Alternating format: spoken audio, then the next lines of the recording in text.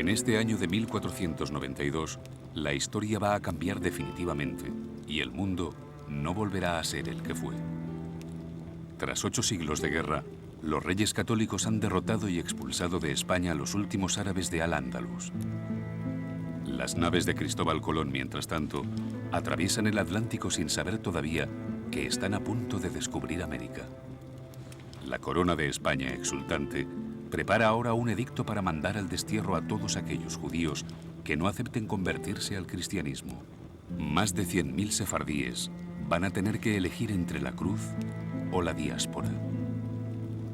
Il vestito aburracato di tua alma disciò caer una lágrima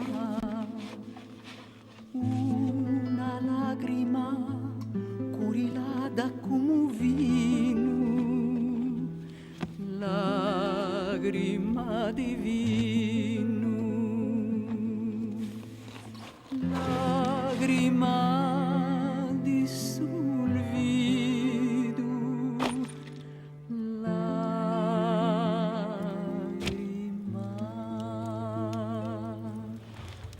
sta solo.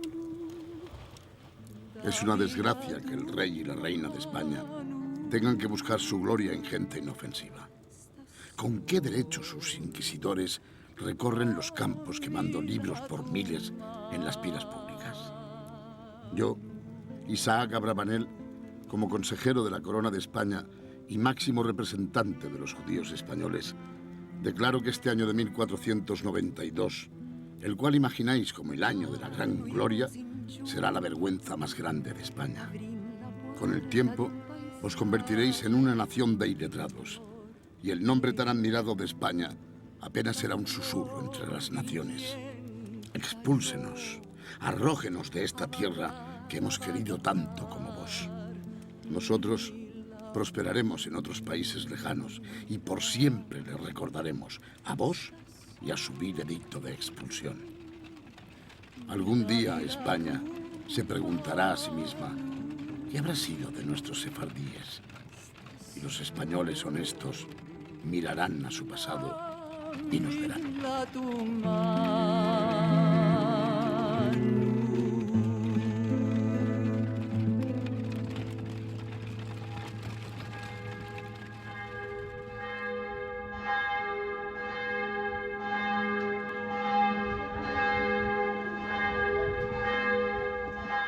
Más de 500 años después de la expulsión, como profetizó Isaac Abravanel, España ha vuelto la mirada hacia el pasado y apenas queda nada de aquellos sefardíes.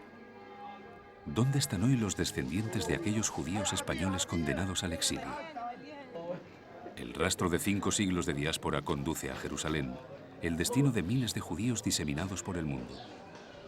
En esta ciudad triplemente santa viven unos 100.000 sefardíes, a pesar de que los historiadores hablan de una cultura al borde de la extinción y de un pueblo prácticamente desaparecido.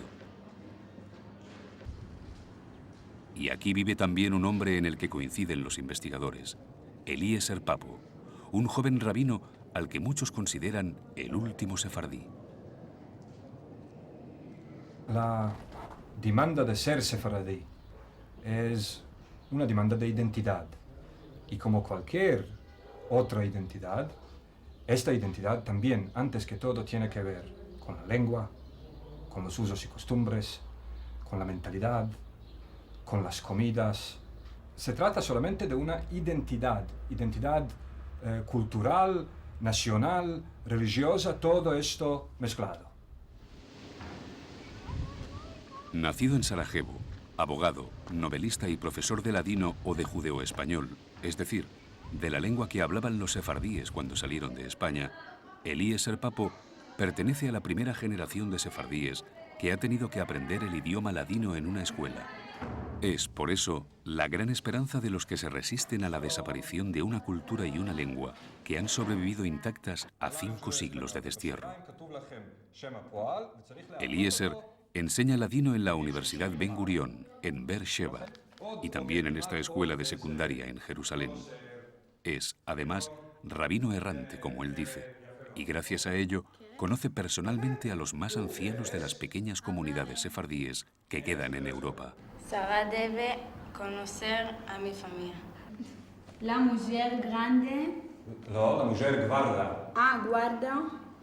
Secreto que no sabe. Entonces, bueno, queremos escuchar la comida. Aide.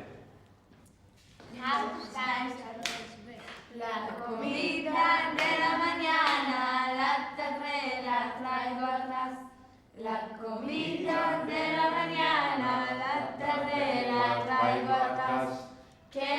Pero su asignatura pendiente como investigador ha sido siempre la de viajar a Sefarad, como llaman los judíos a la España medieval de la que fueron expulsados. Ver con sus propios ojos es el lugar en que surgieron las leyendas más íntimas de la cultura sefardí. Hay que entender que Sefarad para los judíos no es un lugar geográfico real. Cuando un judío dice Sefarad, cuando un judío sefaradí dice Sefarad, él realmente está pensando de un mundo mitológico, un país surreal, un país espiritual, un país al cual no se llega a pie, un país que existe en nuestra mente nacional. ¿Dónde está la llave que estaba en cajón? Mis nonos la trujeron con grande dolor. Mis nonos la trujeron con grande dolor. De su casa, de España, de España. Los judíos llevaban 1500 años en España cuando fueron expulsados. Habían llegado como esclavos del Imperio Romano desde la antigua Palestina. La Biblia les menciona como el pueblo de Jerusalén confinado en Sefarad, que algún día regresará a las ciudades del Negev. Con ellos, la ciencia, la filosofía, el comercio, alcanzaron en aquella España de las tres culturas cotas de verdadero esplendor. Con ellos se marchó una parte del país y se fueron también algunas de las leyendas y cantigas más bellas que se habían oído jamás en la península ibérica. De nuestra casa, de España, de España. De verdad, mismo mi familia, ellos no se concienciaron de lo que estaban guardando. Y no se concienciaron, así como no se conciencia uno de la lengua que habla, de la tierra que pisa, de la patria que ama. No había lugar para rencor contra la España. La España era solo nostalgia, ma nostalgia no mía, nostalgia de mis antepasados, que me la mandaron, me la dieron con las cantigas, con la lengua. Ma para mí la España era un lugar fantástico, hasta que no metí pie allá. Era como si no existiera.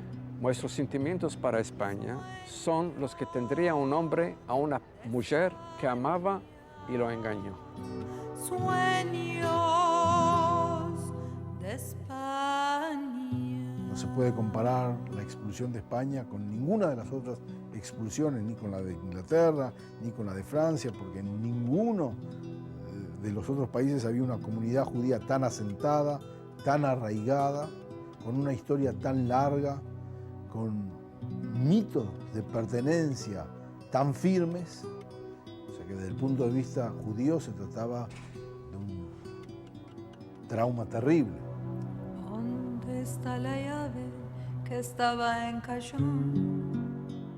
Una de las leyendas más importantes de los sefardíes cuenta que los judíos expulsados en 1492, convencidos de que algún día podrían regresar a España, no solo se llevaron el idioma que allí hablaban, también llevaron consigo las llaves de sus casas. Y las llaves, como tesoros, pasaron de generación en generación a lo largo de los siglos. Aún hoy, dicen que los sefardíes conservan aquellas llaves de ese país al que llamaban Sefarad. Sueños de España.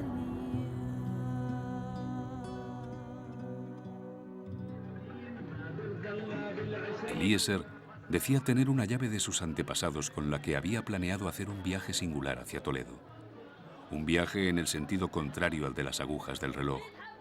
Un viaje desandando el camino recorrido por los sefardíes durante 500 años y haciendo escala en las ciudades más significativas de esa parte tan desconocida de la historia. Para eso, debía desempolvar los viejos mapas, porque la expulsión dividió a los judíos y los dispersó por todo el mundo. Un primer grupo cruzó el estrecho de Gibraltar y se instaló en el norte de África. Otros, la inmensa mayoría de los que se negaron al bautismo, viajaron hacia las grandes metrópolis del Imperio Otomano, como Estambul y Salónica. El tercer grupo, el de los conversos, el de los que cambiaron de Dios, permaneció en España practicando secretamente el judaísmo y poco a poco fue huyendo de la Inquisición hacia el norte de Europa, a ciudades como Ámsterdam o Hamburgo, para embarcar posteriormente al Nuevo Mundo. Eliezer fijó como primer destino la milenaria Salónica, la ciudad que representa la mayor tragedia de los sefardíes y el afán enorme de supervivencia de ese pueblo. En la Edad Media, Salónica y Constantinopla eran las dos grandes metrópolis del vasto Imperio Otomano, el único del mundo que ofreció públicamente refugio a los expulsados. La presencia del judeo español en esa ciudad era tal que a Salónica, hasta 1943, se la llamaba la República Judía.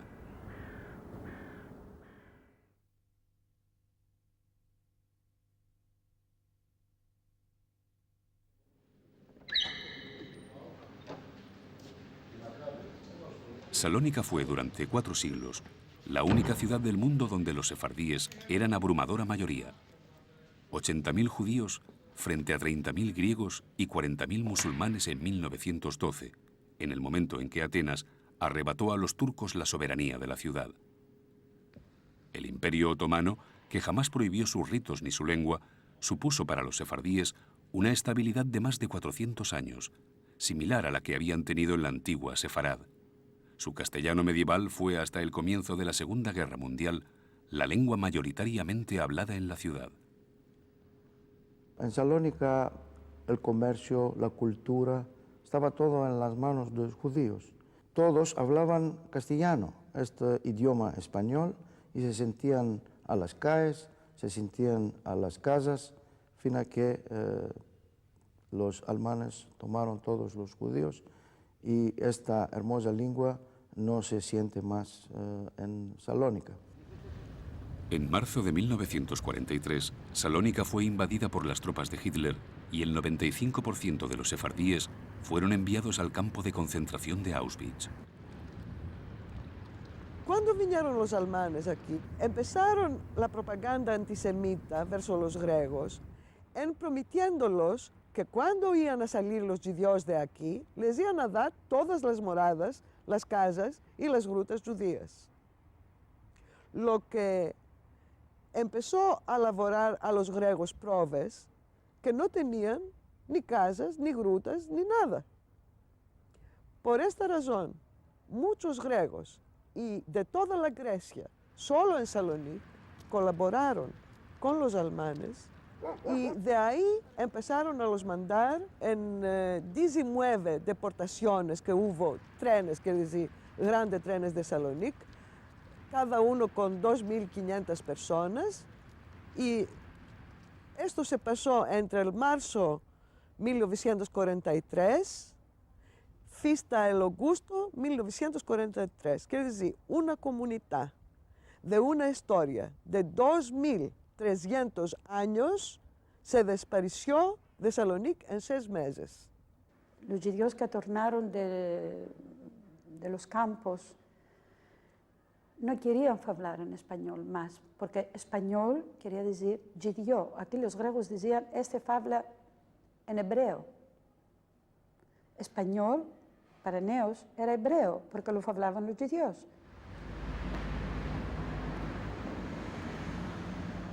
Los alemanes expoliaron los archivos y la memoria judía de la ciudad y no dejaron en pie ni el viejo cementerio sefardí.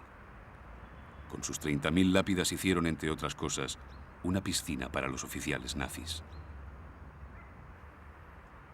El Bet Haim de Selanik, así los judíos llaman al cementerio. Bet Haim quiere decir la casa de vivos, o la casa de los vivos.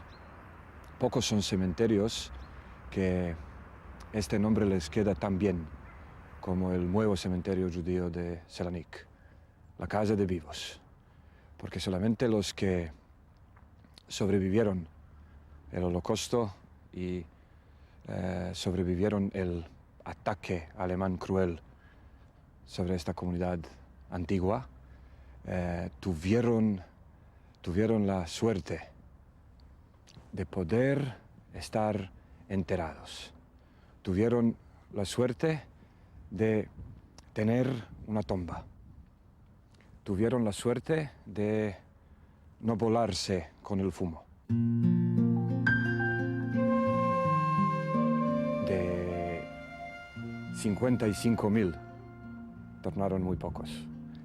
Ama estos sí continuaron con la vida, sí fundaron una comunidad vibrante.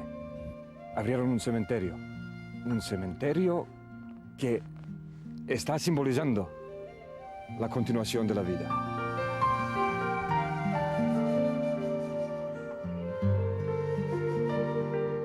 Es un pueblo alegre, es un pueblo que canta, que baila, que hace fiestas.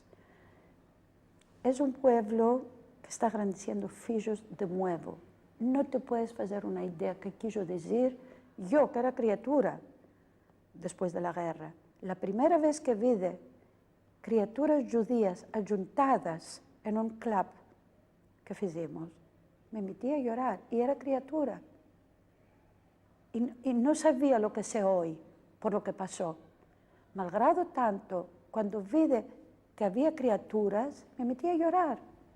La nueva generación es un milagro. Hay una canción judía española popular que tiene un verso que dice: en tierras ajenas yo me voy a morir. Entre lo tanto, ¿sí?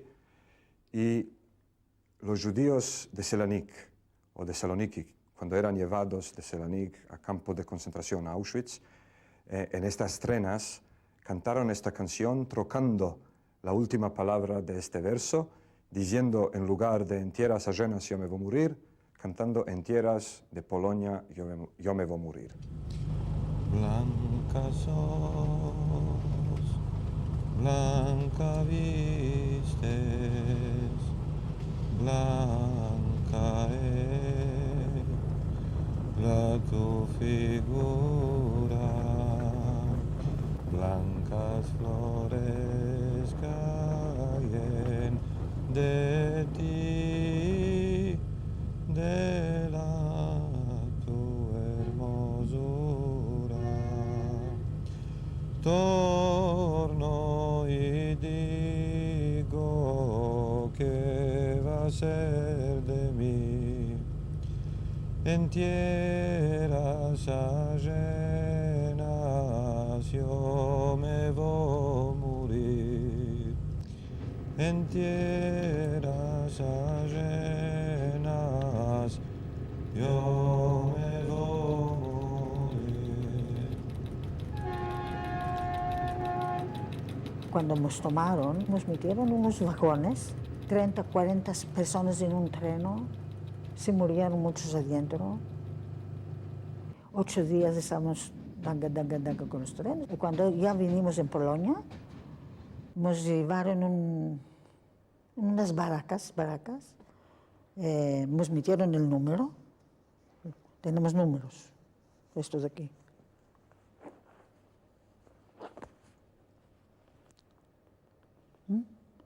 Nos metieron los números, después nos cortaron los cabellos, no con máquina, tic, tic, tic, tic. Y después nos tomaron toda la ropa, les daban un chabonico que les decían que van a hacer baño y no salían más de ahí. Después me vine aquí en Salonic y la vida era siempre no alegre. Siempre teníamos el mal adentro. Después me casé, fiz familia, tengo una hija y un hijo. Además, la noche no podía dormir, me parecía que iban a venir los alemanes, me van a tomar los hijos. Y a mí, siempre.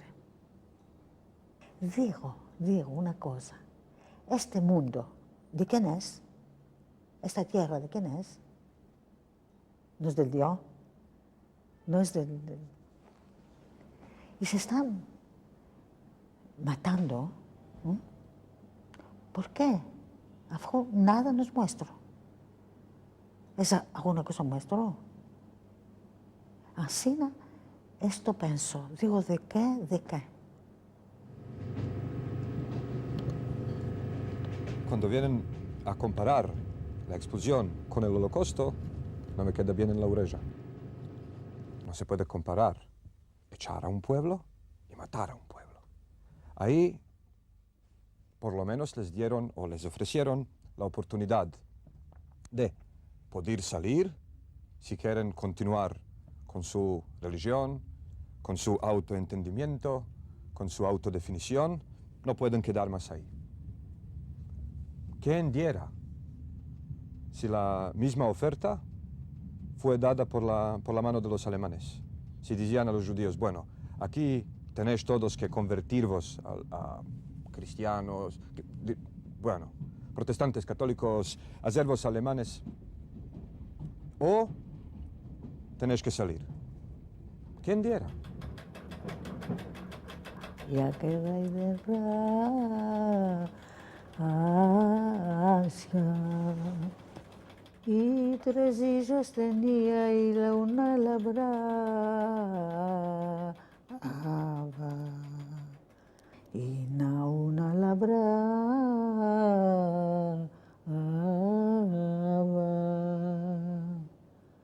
y la otra cosía y la más chiquitica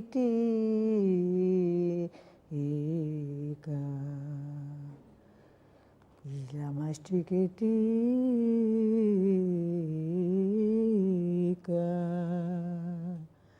su bastidor tenía y labrando. De los 55.000 sefardíes capturados en Salónica, apenas 1.500 regresaron con vida del campo de concentración de Auschwitz. Sueños le venía y la madre con rabia.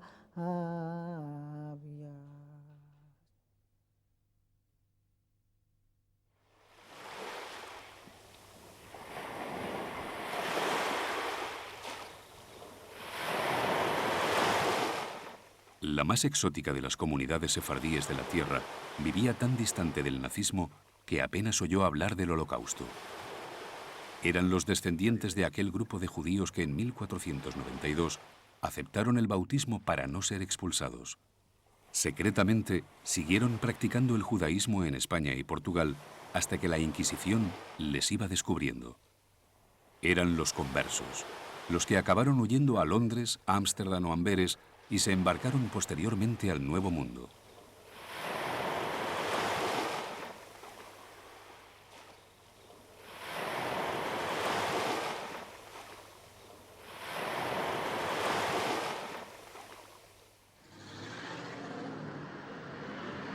Curazao. Esta excolonia holandesa del Caribe, situada frente al litoral de Venezuela, es la isla madre del sefardismo americano. Los primeros judíos que llegaron aquí, a principios del siglo XVII, eran aventureros exconversos procedentes de la comunidad de Ámsterdam, la más importante y numerosa del norte de Europa en aquella época. Desde aquí, esparcieron el sefardismo por toda América y acabaron transformando por completo la economía de esta isla inútil, como la llamaban con desprecio los conquistadores españoles antes de entregarla a Holanda. If you want to give it a good, picture of the community as it existed after the adventurers came here, you would have to say that it was a community of traders and people who were actually in the shipping business and transporters and seamen.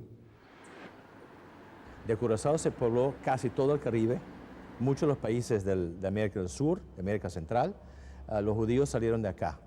La sinagoga de Curazao, la congregación, es conocida como la congregación madre del hemisferio. de las Américas.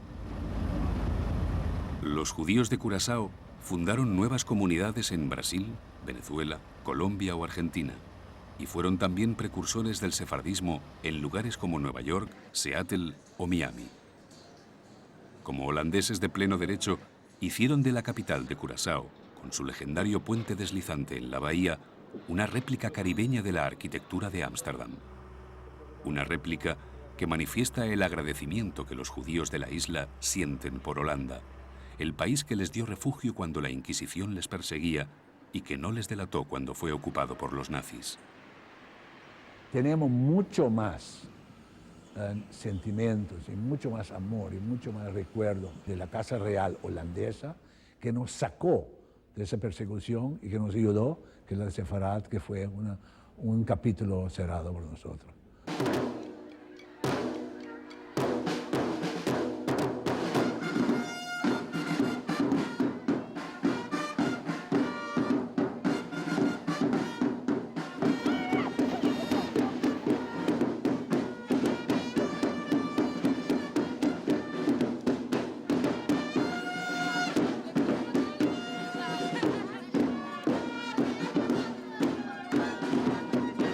In Curacao, we were received very, very nice, and we feel very close to Curacao. Of course, also to Holland, where we came from, and from the other places like Spain and Portugal, but that was years ago. So they don't mean so much for us. El Caribe, con el tiempo, ha convertido a los sefardíes de Curazao en unos judíos muy peculiares. Aquí las mujeres no rezan en las sinagogas separadas de los hombres. El Sabbat de los judíos, que prohíbe en sábado todo contacto con todo aquello que produzca fuego o electricidad, en Curazao fue superado hace ya décadas. Y la estricta dieta kosher de los judíos, que no permite comer cerdo o mezclar la carne con los derivados lácteos, es también, en esta isla, un recuerdo del pasado. Para mantener el Shabbat, el Shomer Shabbat, para mantener kosher, algunos pueden, pero es muy caro. Porque no olvide que en Curazao no crece nada. No hay sujet, no hay nada aquí que nosotros mismos podemos hacer carne o sea lo que sea. Todo es importado. Y por importación cuesta plata. So, la vida de ser un judío, digamos, ortodoxo en Curazao, ortodoxo, estamos usando la palabra muy cauteloso, es difícil. Respeto a la gente que no trabaja el sábado, respeto a la gente que no come kosher, pero yo lo respeto, pero no lo hago. Y no me siento menos judío, porque creo yo que es la conexión que tiene con el Señor ahí, que es lo que hace el judío, y no lo que come y bebe. Curazao se libró del Holocausto, pero no de lo que llaman los judíos la tercera diáspora. Los descendientes de los sefardíes de la isla, como los descendientes de los sefardíes de toda América del Sur y Central, abandonan poco a poco sus orígenes, buscando una vida más próspera en el llamado Primer Mundo. En un momento dado había 2.000 judíos en Curazao. Hoy día no creo que queda más de 300, 350.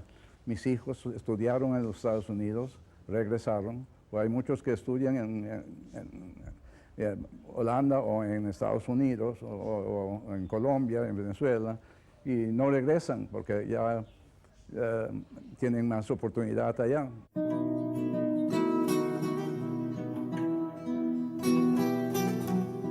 Como en el nuevo Beta Haim de Salónica, donde descansan los que sobrevivieron al Holocausto y pudieron abrazar de nuevo la libertad en el corazón de Europa, en el cementerio judío de Curazao también descansan aquellos primeros aventureros perseguidos por la Inquisición que encontraron la libertad en el Nuevo Mundo.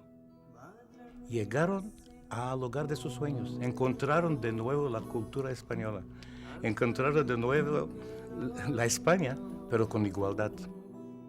Vinieron y fueron recibidos con brazos abiertos. Así que este abrazo de los dos lados se volvió no solo un abrazo moral, pero un abrazo corporal, y todo se mezcló entre judíos, y los dominicanos lo llaman fusión. Se fusionaron.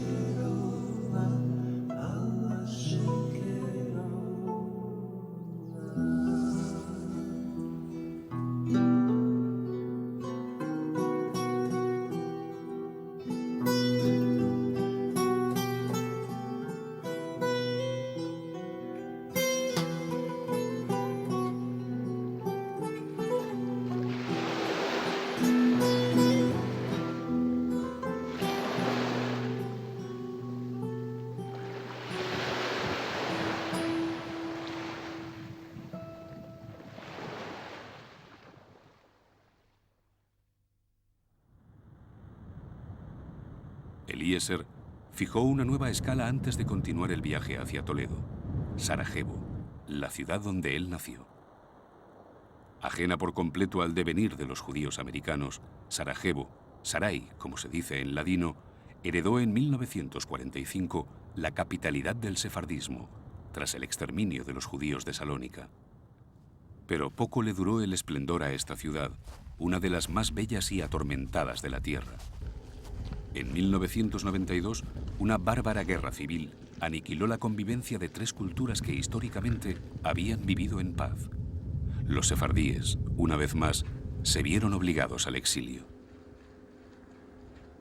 Yo soy Maurizio Albahari, un sefardito de Sarajevo. Perdóname, no puedo hablar bien a lengua español. Cambio esta lengua para lengua bosníaca.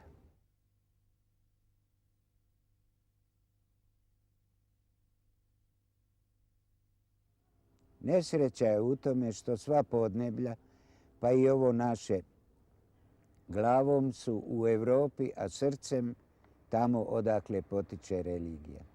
Naši muslimani su sa srcem u Saudijskoj Arabiji, naši katolici sa srcem u Vatikanu, mi Jevreji sa srcem u Jeruzalemu, a glavom smo svi u Europi. Možda bi trebali reducirati naša osjećanja i shvatiti jednom da smo djeca Bosne. Bosnia is a country in which we have three huge ethnic groups, Serbs, Croats, and Bosniak Muslims. Probably these three groups can be counted like three ingredients in the bread: water, yeast, and flour. Jews, we are just like a little bit of salt between two fingers, and we gave some taste to this bread. So to the Bosnian state or to the Bosnian country, we gave some special taste. It's clear that bread can exist without salt, and Bosnia can exist without Jews, but definitely it should be tasteless like bread without salt.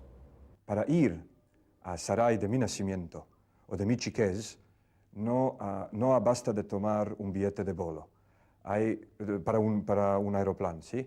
Hay que tomar un billete de máquina de tiempo, porque esta ciudad, como yo la conocí, no existe más del todo.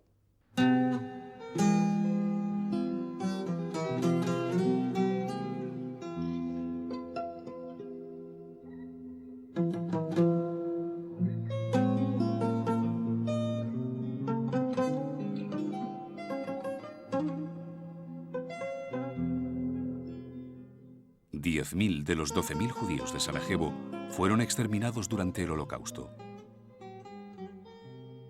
Pero la antigua metrópoli otomana resucitó otra vez.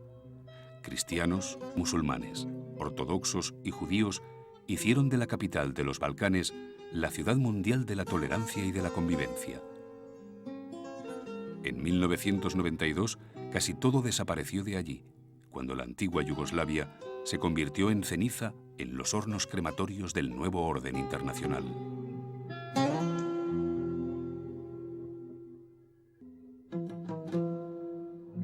Nosotros todos, me parece, tenemos una distancia psicológica que la estamos haciendo al propósito. Tiene que ver con la mentalidad bosníaca o yugoslava o la mentalidad de la gente de los Balcanes, de preferir de no hablar de este tipo de cosas, o si hablas, entonces ponerte muy cínico, hablando por medio de chacás, de chistes, de burlas. Yo no conozco ni una única persona que vivió ahí antes de la guerra, que la guerra no influyó en su vida.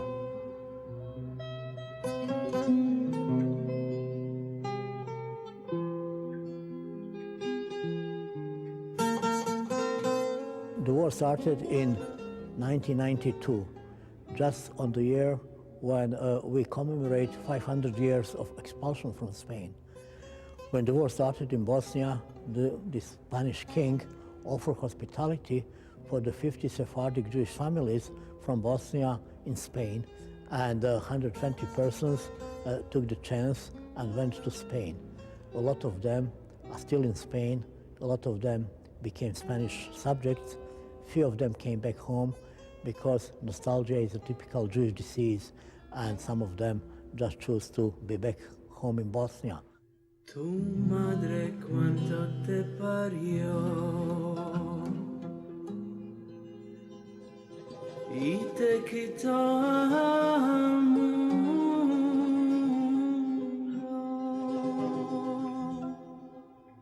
Corazón ella no te dio para amarse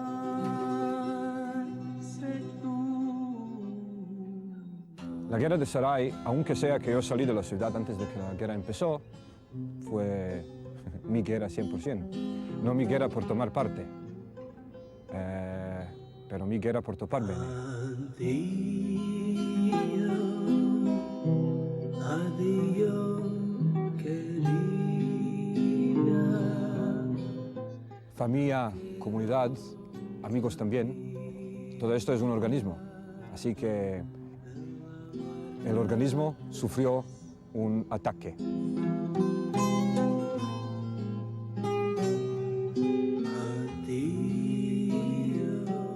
I lost my friends. That's one of the biggest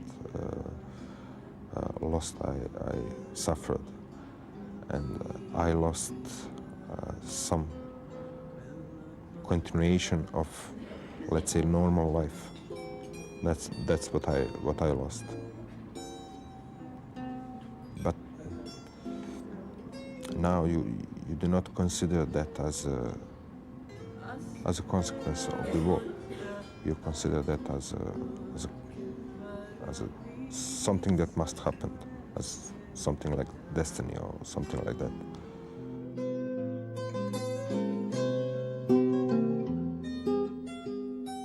Everybody lost the war.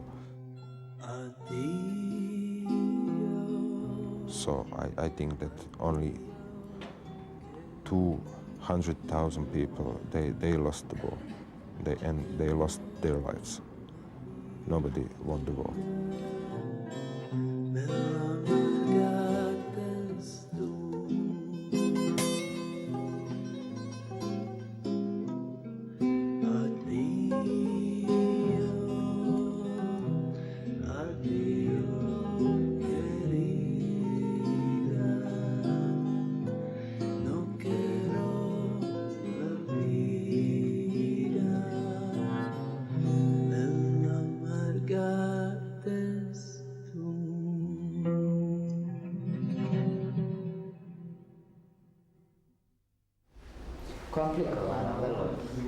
A la guerra apenas ha sobrevivido una vez más la Agadá de Sarajevo, el símbolo más importante y antiguo de los sefardíes de todo el mundo, hoy a resguardo en esta cámara acorazada del Museo Nacional de Bosnia y Herzegovina. Nadie sabe cómo llegó a esta ciudad este libro que narra el éxodo de los judíos a través del Mar Rojo y que es uno de los manuscritos ilustrados más antiguos de Europa. Fue elaborado entre 1350 y 1370 en Cataluña y, burlando a la Inquisición, viajó hasta el Imperio Otomano en manos de una de las familias sefardíes expulsadas de España. Haggadah became the legend because she survived all these things. She survived expulsion from Spain. Book survived Inquisition in Italy. Book survived a long journey from Spain and Italy to Bosnia. Book was saved during the Second World War when the Germans tried to take the book, when the director of the museum said that the book was already taken by some other German officer. Book was again saved in the last Bosnian War when this museum was just on the front line. And with all these survivals during different wars, book also proved that it's not easy to destroy the culture, the language, and the people. And just because the book is something like a phoenix, surviving always, the Haggadah became a part of the myth of a long-lasting Jewish flame of life and probably long-lasting Bosnia.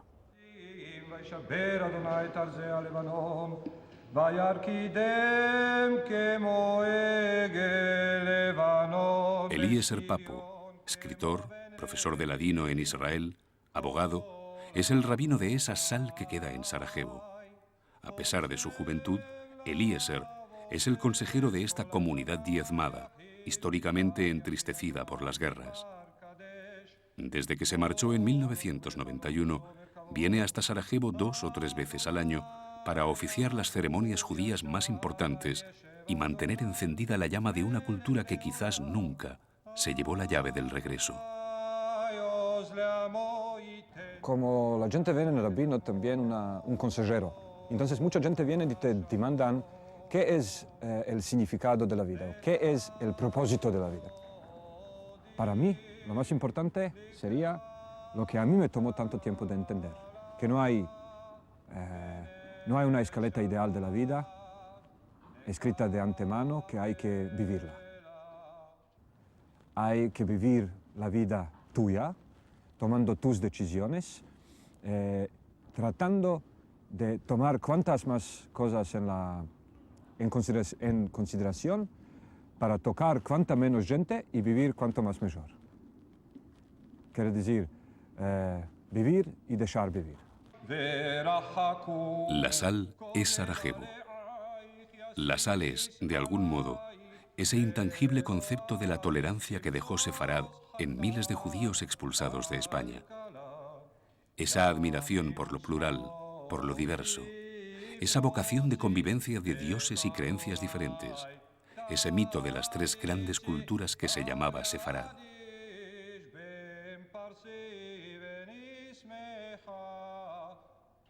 Es típico, diría yo, del judío español o sefardí, la síntesis de la fe con la ciencia.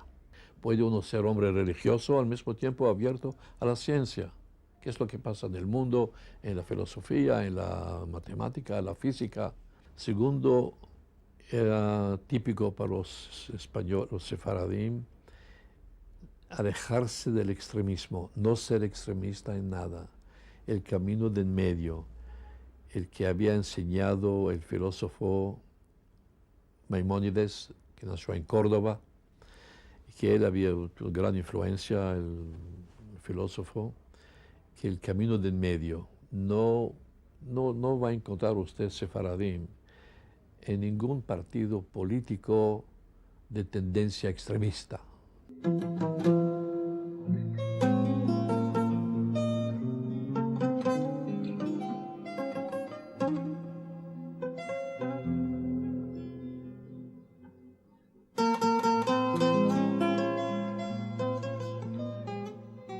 Ali ja želim da kažem nešto. Mi Jevreji, Sefardi u Sarajevu smo izgubljeni, jer ovdje su religije se pretvorile u naciju i sad imamo ovdje 3 religije. Jevreji su religija, a nisu narodnost po ovome. Pisao sam jedno pismo kraljici i kralju. Odgovorili su mi srdačno da imam pravo da postanem ponovo Španjolac jer sam dijete Španije. Ali administracija to ne odobrava, postavlja uslove. Ja ne tražim ništa, ni penziju, ni pasoš. Hoću da imam svoju nacionalnost. I oprostite mi Španjolci, nisam dobio to zvanično, ali na mom grobu kad umrem, a ja sam blizu toga, napisat ću ovdje leži Sefard Španjolac. Adiós, adiós, querida, no quiero la vida, me la amarga. Una cultura sin país, una lengua sin patria. Eliezer había viajado por las principales ciudades donde habitó una cultura al borde hoy de la extinción. Su siguiente destino iba a ser la antigua Constantinopla, la ciudad donde se abrazan el oriente y el occidente del mundo. En ella, aún se podía ser testigo de un milagro.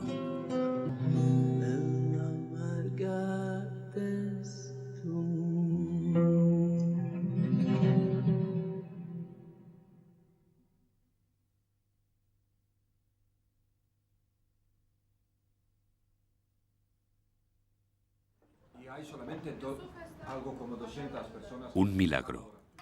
Esa noche en Estambul, como en las 150.000 noches que desde la llegada de los sefardíes precedieron a la caída del Imperio Otomano, se hablaría judeo-español. Sí.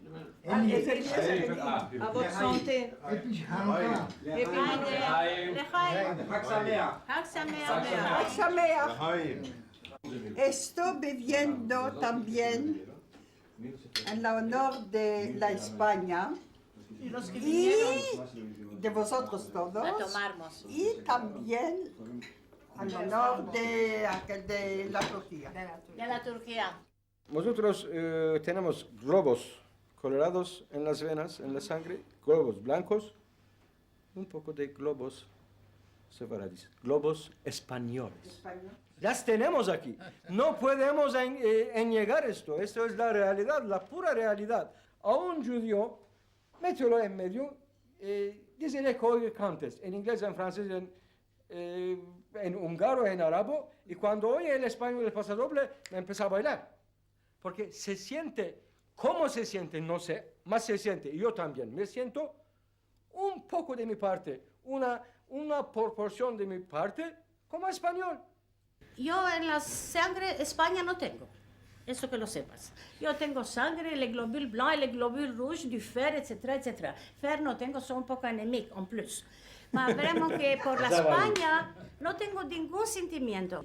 Yo hablé el judeo español cuando nací y me arrepentí, porque yo vivo en Turquía y hablo el turco malo.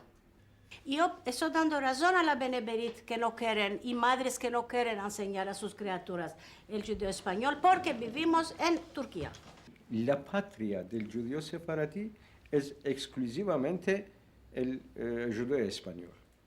Donde quiera que viva en Sofía, que viva en Adriático, que viva en Estambul, que viva en otro lugar en Francia, la patria del judío sefaradí es su lengua, la lengua latina. Ahora estamos en un periodo de globalización. En la grande globalización, cada uno está sintiendo que su propia identidad y su propia personalidad pueden desaparecer. Por modo hay un retorno a las lenguas maternales. En mi comunidad, uno dice después, otro dice después, el tercer dice después. Entonces, cuando uno viene y le dice al otro, no se dice ansina, este le dice, ¿me entendites? Él le dice sí, y él le dice, ya veis que se puede decir. Y esto es puro significado de la lengua. Lengua es, como Becky ha dicho, lengua es un instrumento. En el momento cuando dos se entendieron, este instrumento ya sirvió. Hay 100 años, sea de boca, sea medio a la presa, dijeron la lengua española, judeo española, ya se murió 100 años antes.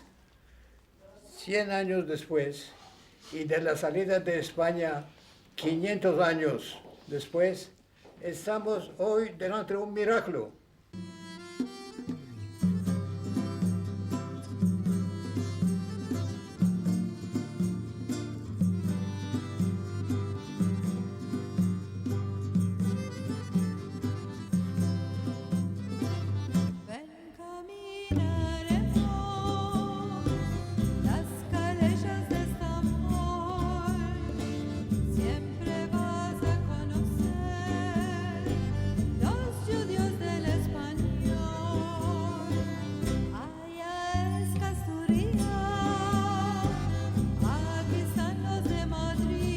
Hay que entender que toda esta gente salen de un mundo o vienen de un mundo que desapareció. Y para ellos, si quedan en Estambul 5 mancebos que lo hablan, o 500 personas de edad de 30 a 40, a 50 que la hablan, y unos cuantos miles de los viejecicos que la hablan, esto no es nada. Porque una vez, hace solamente 50 años, en Estambul hubo 80, 90 mil personas que la hablaban. Sí, en la Turquía entera, 100.000 personas. Así que fue una lengua hablada por cantidades de gente. Y hoy día estamos hablando de unos cuantos activistas, sí, en unas cuantas comunidades. Los sefardíes trajeron hasta el Imperio Otomano las primeras imprentas, los periódicos escritos en judeo-español e industrias que aquí apenas se conocían, como la seda, el cobre, el cuero o la artillería. La entonces capital, la tolerante ciudad de Constantinopla y otras metrópolis del imperio, especialmente Salónica, se convirtieron en el principal referente espiritual y cultural del mundo sefardí. Tanto es así que una de las leyendas que los sefardíes de Estambul recrean con más orgullo cuenta que en 1492, cuando el sultán Bayazid II abrió a los expulsados las puertas de su imperio, ordenó a uno de sus consejeros: «Decidle al rey Fernando de Castilla que le estaré por siempre agradecido, pues echando a los judíos ha empobrecido su reino para enriquecer el mío».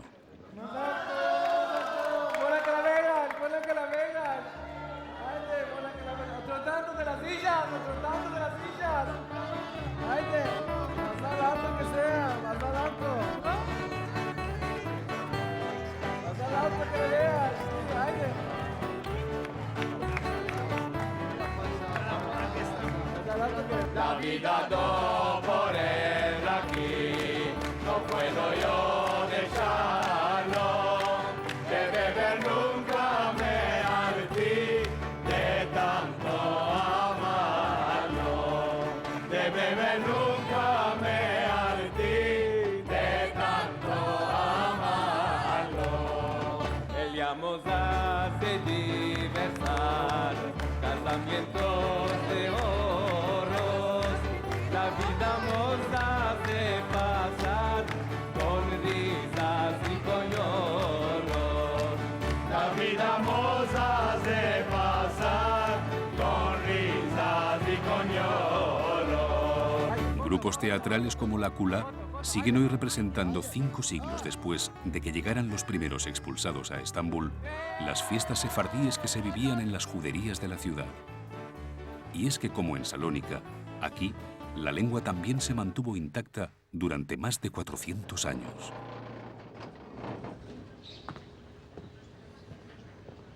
El ladino sobrevivió a la desintegración del Imperio Otomano, al auge de los nacionalismos y a la penetración del francés en la incipiente Turquía. Pero lo que salvó al judeo español fue que los nazis nunca pisaron suelo turco. Quizás ese fue el milagro. Aún así, el ladino se pierde paulatinamente porque los jóvenes no lo hablan. La lengua es hoy, en Estambul, una reliquia. La lengua va a quedar como investigación académica. Y esto es lo que pasa con las lenguas que no tienen un país donde se hablan y que no tienen instituciones del Estado, como una academia, universidades y cosas semejantes. Así que hoy día no hay ni un único mancebo que hablará ladino como su única lengua.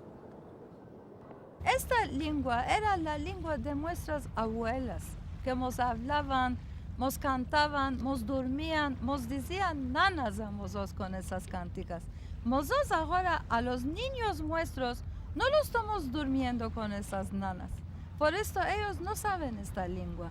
Nosotros estamos luchando, puede ser con la música que podemos dejar una herencia. Otra persona está luchando, está escribiendo alguna poema, otro está escribiendo está haciendo una literatura.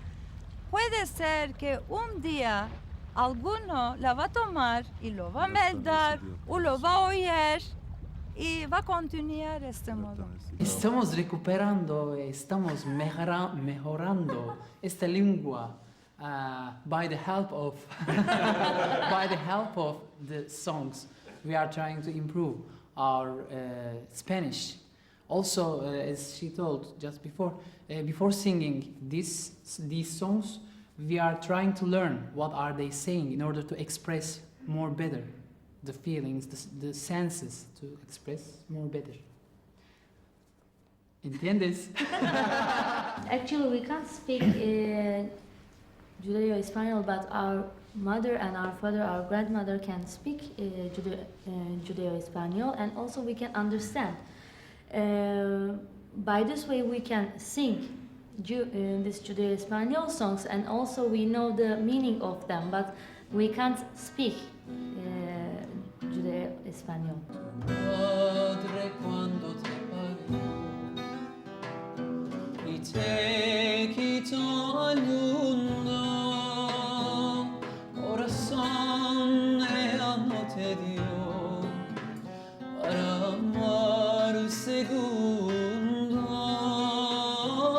corazón ella no te dio para amar segundo.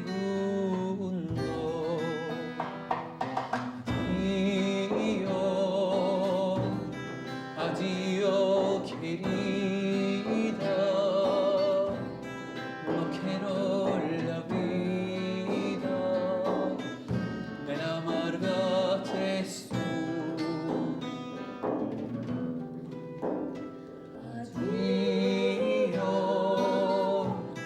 Adiós, querida. Un túnel del tiempo, del Estambul actual a lo que fue Constantinopla. Del esplendor sefardí a las aisladas muestras de folclore, a las hermosas cantigas, a las acaloradas conversaciones de los amigos de Eliezer.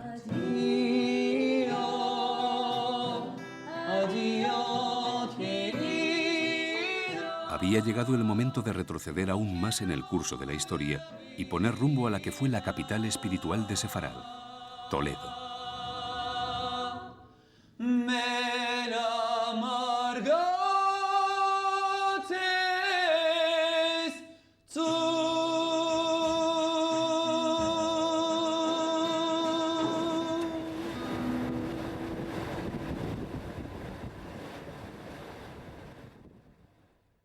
A mí me reconoce el alma, el alma. Entonces yo me puedo equivocar, el alma no se equivoca. Y en esta tierra aún el alma está reclamando, como en un acto de justicia, un reconocimiento de la historia, de aquellos aportes, de aquello que tanto dieron para vuestra lengua, para el desarrollo de una ciudad y sobre todo para llevar una lengua a todos los confines del mundo.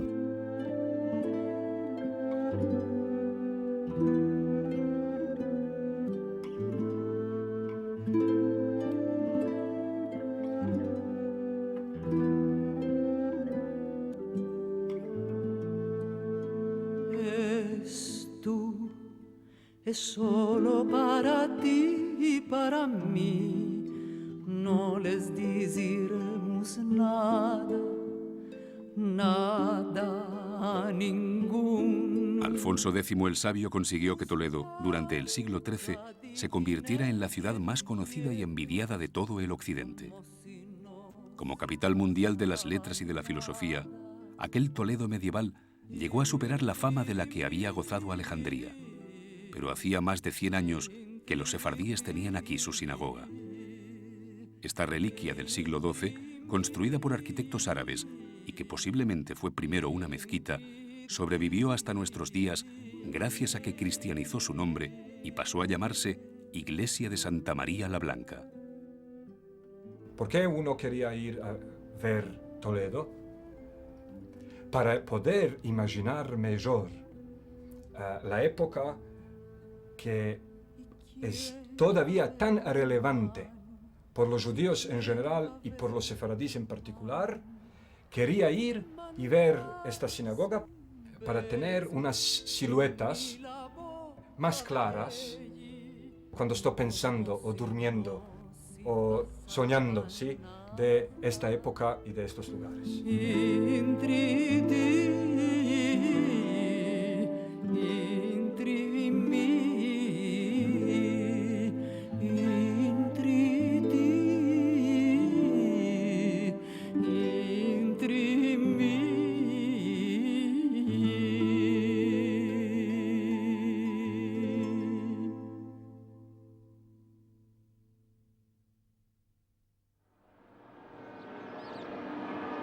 Toledo era también la capital de las Cortes castellanas cuando se fraguó el edicto de expulsión.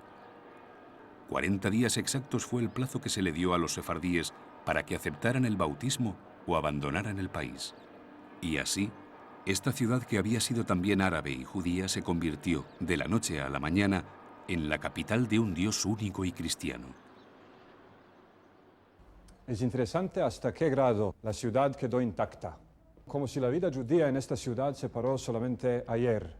Las casas son las mismas casas, las ventanas son las mismas ventanas, las puertas las mismas puertas, y parece que en cualquier momento por una de estas ventanas va a salir una judía y va a empezar a cantar una romanza que conocemos en el Imperio Otomano y fueron traídas de aquí.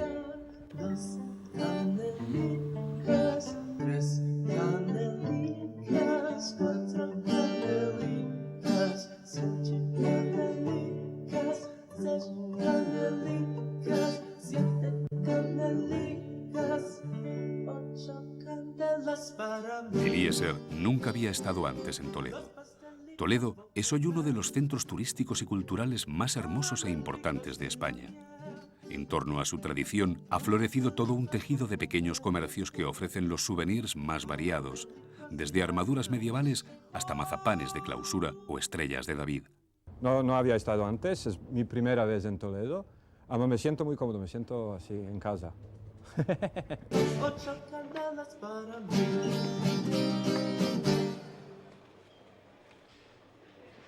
En el judaísmo existe un concepto de la imitación de Dios.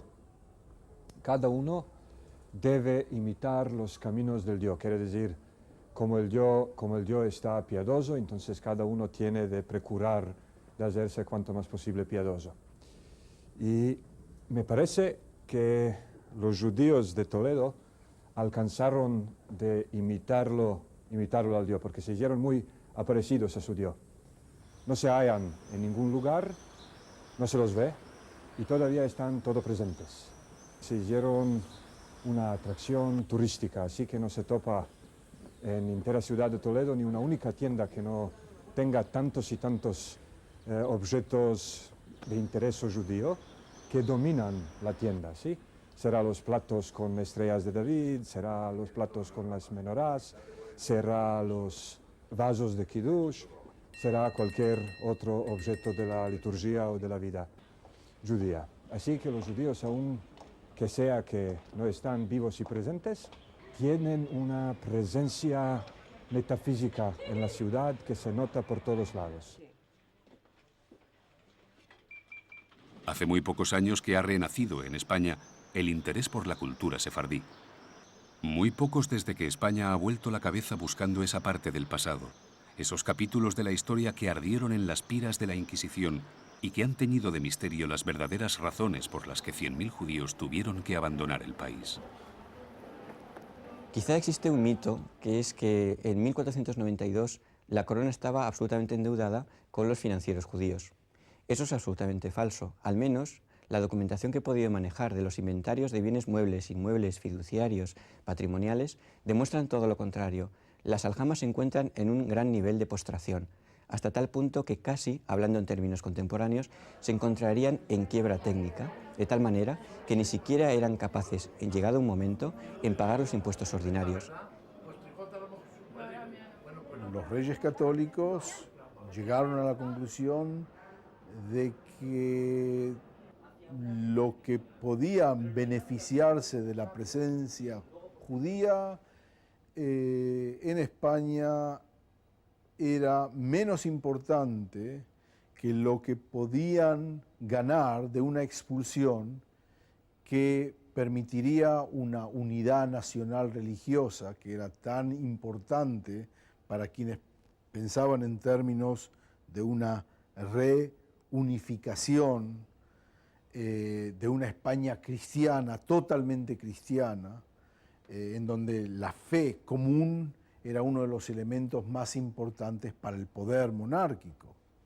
Y el precio que tenían que pagar no era tan serio y que valía la pena para, de esa manera, contar con el apoyo de la Inquisición, de la burguesía que no quería a los judíos y que veía en ellos un factor competidor y además odiado. Es interesante también pensar hasta qué grado los reyes o las autoridades pueden trocar totalmente la historia de un país por una decisión de un momento. Por esta decisión, España se hizo bastante despoblada.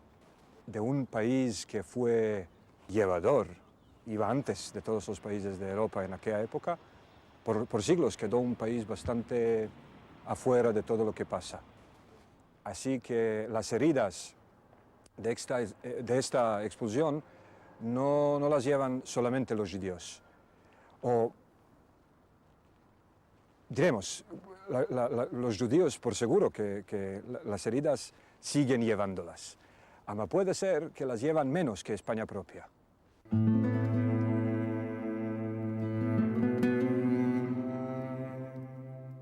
Por más que Toledo evoca inevitablemente aquella legendaria capitalidad espiritual de Sefarad, las verdaderas razones por las que el pueblo judío fue obligado a convertirse al cristianismo por los reyes católicos siguen siendo un misterio para los sefardíes y también, sin duda alguna, para la mayoría de los españoles. Bueno, dejamos a los judíos que quedaron judíos y que fueron expulsados por no querer abrazar el amor del Cristo. Lo interesante es que los que sí abrazaron, ¿sí? Por fuerza, por espada, por otras razones sí hubo, siguieron siendo maltratados. Estamos hablando del cristianismo, ¿no? Entonces en el cristianismo uno tenía que amar a su enemigo, ¿sí? Y si uno te da por una cara le aboltas la otra, ¿no? Y si uno te echa piedra, tú le echas pan. Al enemigo estoy diciendo. Y claro, a los amigos todavía más. Así que había que amar también a los que están afuera de la fe.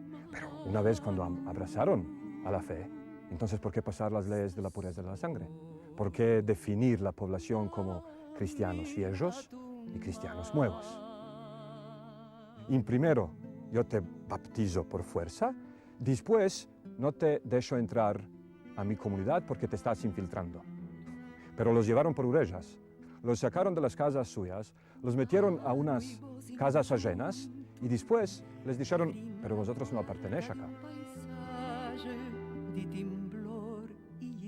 Después de tantas ciudades recorridas, las llaves de Toledo, aquella leyenda de las llaves que los sefardíes guardaron de generación en generación, se convertía en el símbolo del profundo desconocimiento de la realidad de una cultura que sigue viva en el mundo y que se niega a desaparecer. Más allá de la veracidad o no de la leyenda, las llaves de España, ese estereotipo de un pueblo anhelando el imposible regreso hacia el pasado, han camuflado la historia real del pueblo sefardí.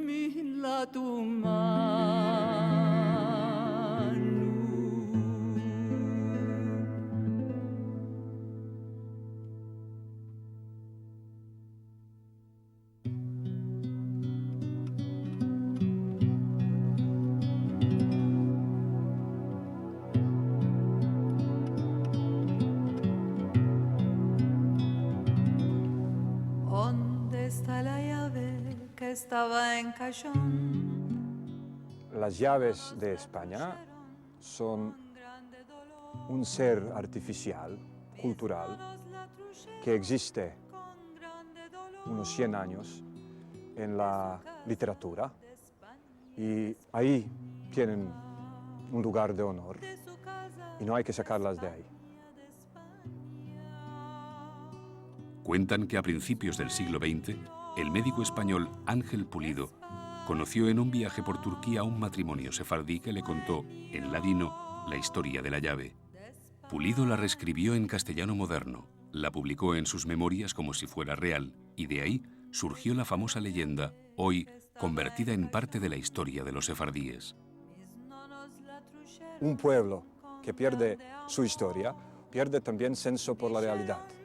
Porque a mí me parece que uno se muere por lo menos 3 veces. Primera vez uno se muere cuando se muere la muerte física. Segunda vez uno se muere cuando se pierde su memoria, cuando no se acuerdan más de él. Tercera vez uno se muere cuando se falsifica su memoria. Sueños de España. Toledo, la capital de un largo desencuentro histórico entre dos pueblos que durante 1500 años habían forjado juntos una nación multiconfesional. Dos pueblos que perdieron la llave de una parte importante de su identidad.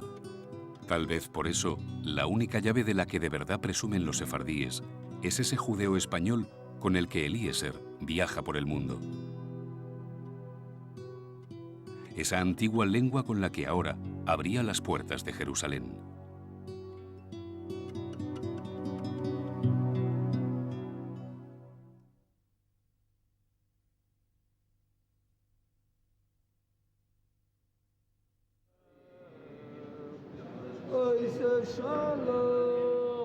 Jerusalén tiene una sorprendente similitud con la antigua Sefarad. En Jerusalén, como ocurría en la España medieval, como pasaba en Toledo, conviven hoy las tres grandes religiones monoteístas del planeta: cristianos, judíos y musulmanes. Simbólicamente, Jerusalén es algo más que una ciudad. Es el final de la diáspora de un pueblo que tuvo que abandonar Tierra Santa hace más de 2000 años, camino de Mesopotamia. Esta ciudad representa el retorno de la diáspora bíblica, de la diáspora confinada en Sefarad, que algún día regresará y heredará las ciudades del Negev. El camino que comenzó en 1492 termina aquí en Israel. Espero que la mayoría del pueblo judío esté aquí, sefardim o no sefardim, que vuelvan a su patria natal, bíblica, a la Tierra Santa, donde nacieron los primeros, los que formaron este pueblo, los padres de esta nación. Jerusalén, el destino del viaje personal de Eliezer Papo. Un país de los sueños judeo-españoles convirtió en un país real, que es el país de Israel, que hasta hace un siglo, diremos, era una cosa más que más pertenecía al mundo de la mitología o al mundo de la religión, al mundo de la creencia, que al mundo real. Y este país, gracias a Dios, convirtió a ser un país totalmente normal, un país con todos sus problemas de cualquier país occidental, diremos, problemas que no son santas y no tienen nada que ver con la santidad. Problemas, diremos, del tráfico y problemas del laboro y problemas de los precios de las casas, incluyendo la guerra que tenemos hoy para cómo separar dos pueblos que viven tan entremezclados en dos estados que parece van a estar creados en una misma tierra. Las intifadas, los territorios ocupados por colonos y soldados israelíes, los atentados suicidas contra judíos, las ciudades palestinas devastadas, Hebrón, Belén, Jericó. La guerra, de nuevo, como una sombra pegada siempre al destino sefardí. La guerra, que una vez más ha obligado a muchos de ellos a buscar refugio en Europa o en América.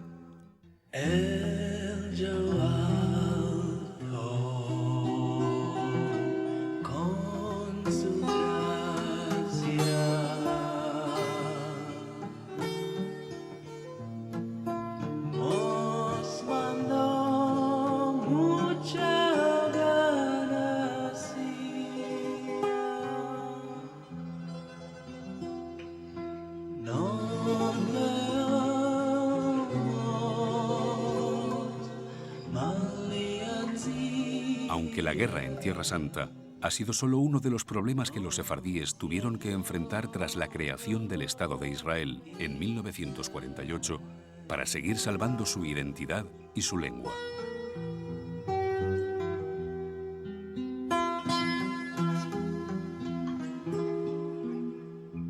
Hubo problemas de integración cultural al principio del Estado.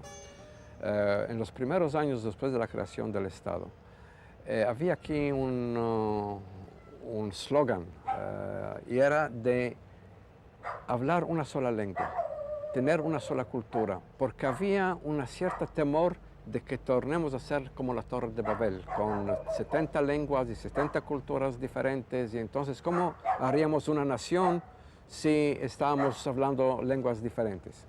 Yo no sabía el hebreo, un poco lo sabía.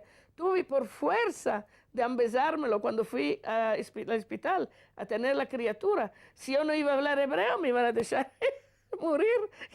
Tenía que hablar una lengua que ellos entienden, ni italiano, ni francés, ni latino, ni nada, solo hebreo. Cuando salí del hospital me dijeron, ma tú sabes el hebreo, dije seguro, si no me iban a dejar morir allá.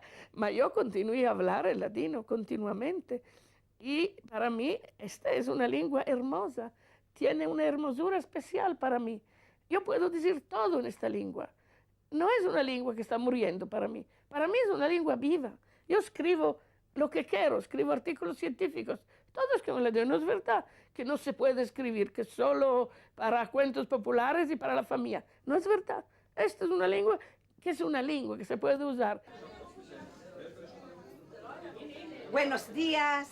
Matilda Cohen es la reina del ladino. Así la llaman en Jerusalén. Matilda es la creadora de la única gramática judeo-española que hoy existe.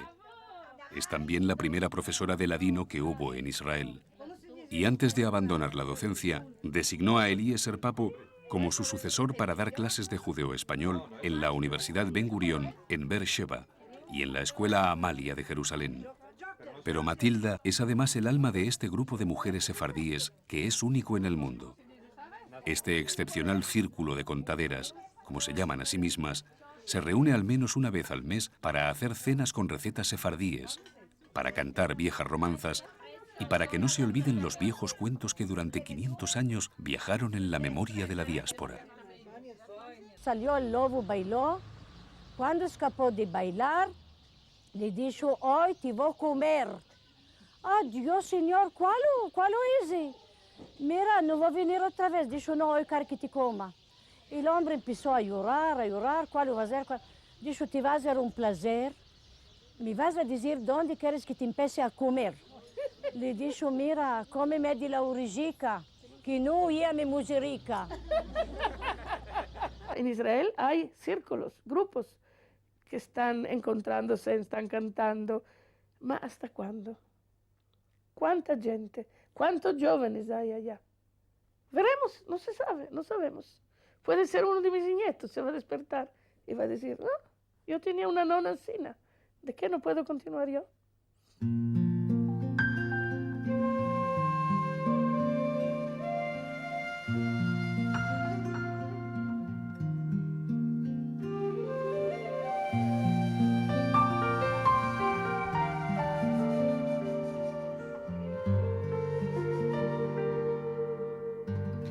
A la mañana del lugar.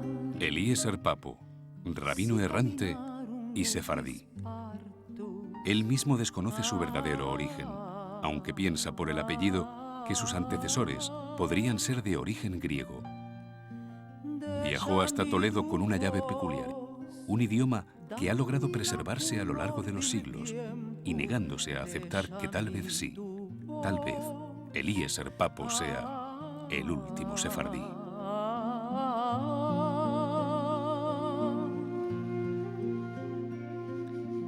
Dame la color del tiempo para trucar los hoyos, para pasar cerca del río, déjame tu voz.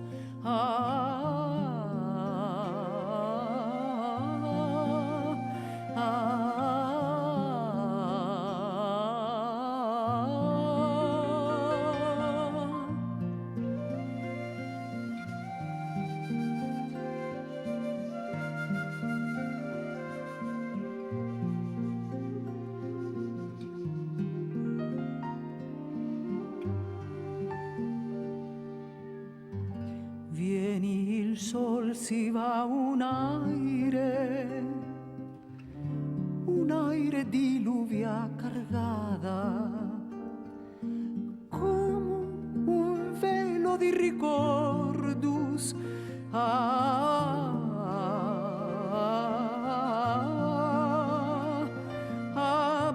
Abbasciati, abbasciati, toma la hierba en tus manos, esto es lo pasado. Déjame tu voz, dame la color del tiempo, déjame tu voz.